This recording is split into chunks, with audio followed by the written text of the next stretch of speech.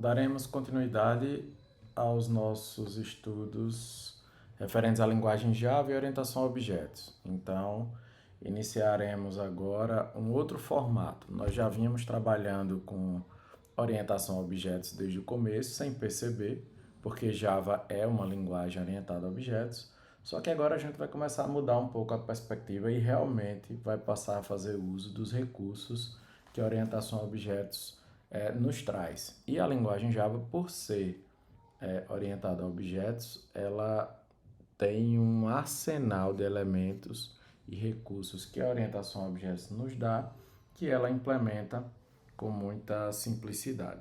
Então, iniciaremos o nosso primeiro exemplo definindo o primeiro conceito que a orientação a objetos nos traz, que é o conceito de classe. Então, uma classe essencialmente ela vai ter dois tipos de elementos.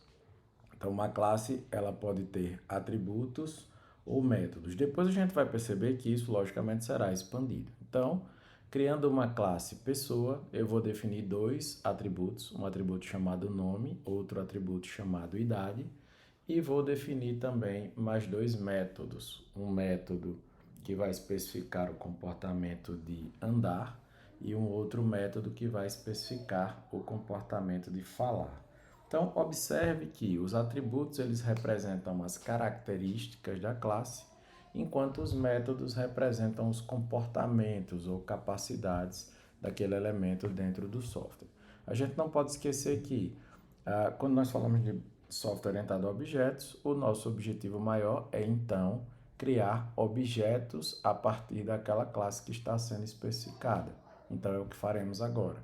Para isso, criaremos um método main que torna a classe executável e então criaremos um objeto do tipo pessoa. Sim, porque toda classe, a partir do momento que ela é uma classe, então ela naturalmente vira também um tipo de dado válido.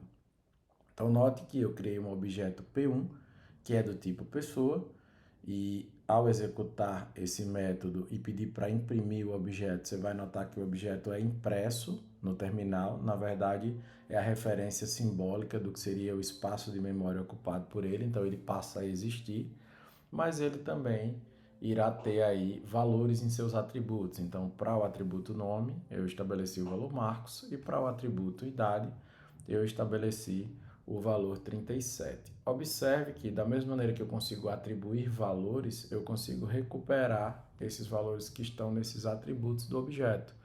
Então, P1.nome vai me retornar o valor que está no nome, P1.idade vai me retornar o valor que está lá na idade. Observe, inclusive, que uma classe ela pode gerar quantos objetos forem necessários. Então, eu também posso criar mais de um objeto a partir da mesma classe. Então, veja que eu tenho o objeto P2, criado também a partir daquela mesma linha padrão. E esse objeto P2, ele também vai carregar dentro dele o que foi especificado na classe pessoa, assim como o objeto P1. Mas veja que ele vai possuir valores diferentes para o atributo nome e para o atributo idade. Por quê?